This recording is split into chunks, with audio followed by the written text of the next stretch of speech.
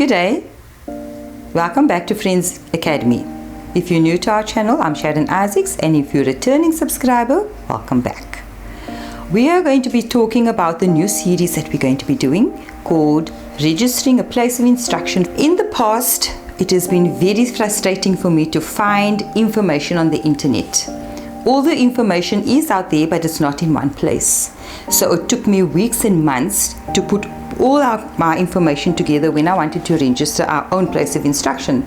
And then I thought, let's make it easier for somebody else and put all the information in a dossier that I compiled a couple of years ago on soft copy and hard copy, and it's being used internationally.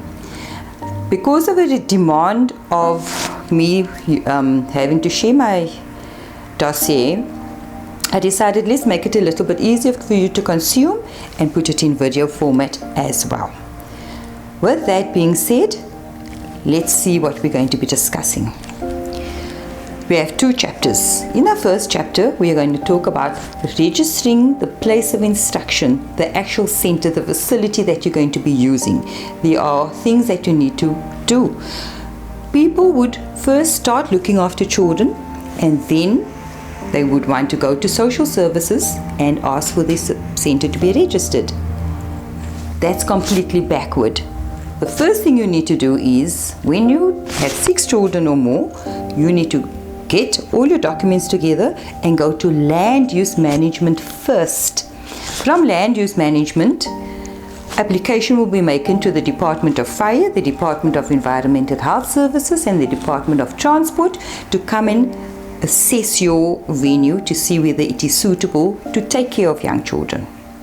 Once you have 4 yeses, one from environmental health, one from fire and safety, one from transport, and land use, then land use will approve your application. So those are your 4 yeses. You take those documents, put it in a file, and then you take Department of Social Services checklist, and then you give them the 18 to 20 documents that they would need for your application to register as a place of instruction or partial care facility.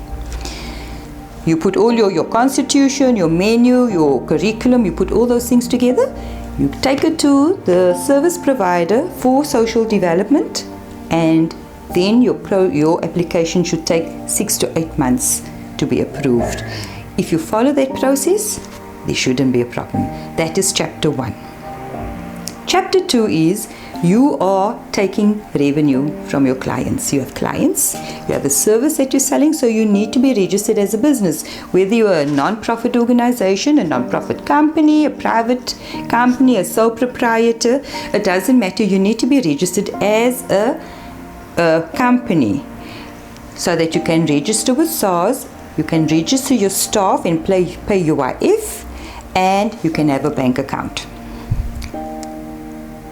There are benefits of being registered as a non-profit organization where you can get funding, but then there are also benefits from registering as other types of companies, and we're going to discuss it when we come to registering your business, whatever you are doing, your school, your ECD, your creche, your aftercare facility, your cottage school, your private school, registered as a business so that your paperwork is in order, that your tax are up to date, and that your staff are covered with UIF.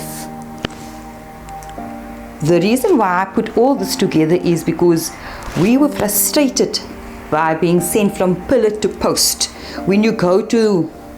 Before social services had a service provider, you could go to them directly, and you go there, you would be told, come back we're on lunch now.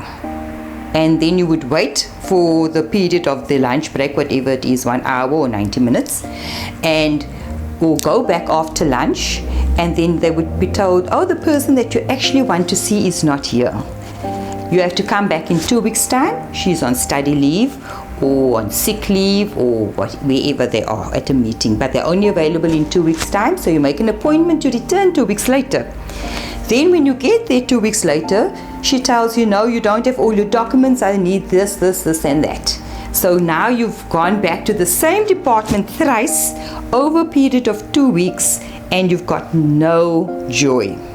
So this is the purpose of having this series, so that it will save you money, it will save you time, and it will make the process of registering your place of instruction less frustrating, easier, and successful the first time you register. When I started an ECD, I actually inherited the ECD when we bought the house. So there was an ECD center at our school, a place of instruction. It was a childcare facility for children under 7 and an after school care. And I was under the impression that it was a registered school because that's what the previous owner told me. She gave me a permit which was registered for 20, but it wasn't. I didn't realize that I also had to transfer the ownership from her to me. So I didn't transfer the ownership to me. As a result, I thought that I was not registered as a place of instruction. And when the Department of Health came along and asked me, "Are you registered?" And I said yes. And he looked up. He said no, he couldn't find any evidence that I was registered. And that freaked me out. So now I was afraid that something was going to happen, that I was going to be penalized, that I was going to be shut down because I had given up my job to take care of these children, and my whole life was changed. And it doesn't have to be like that. And I know that there are centers out there that are not registered or are refusing to register out of fear. Now let me tell you something. Every single department that I have dealt with, from the Department of Health to the Fire Department, Transport Department, Land Use, Town Planning, and DSD, have been so helpful with me and has supported me so much. So I can tell you that everybody out there would try and support you and get you started up the right way before they consider to shut you down. So don't be afraid. All these departments are here to support you and to help you. That is why I'm also doing this video, to encourage you to register. I am here. If you need assistance, you can contact me in the email below, and I would readily come out to your center and give you a few tips. I'm available to assist you. You can drop me an email below in the comment box.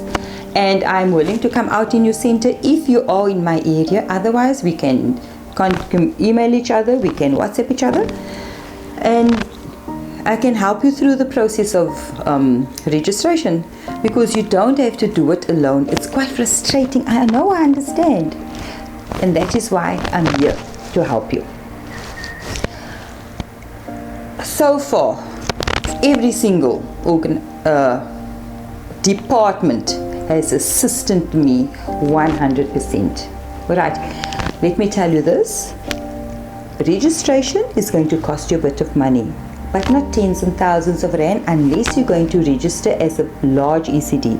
A small ECD is free, provided everything is in place. I encourage you, please register your ECD because there are benefits in it for you. If this is something that you're interested in, you've definitely come to the right place.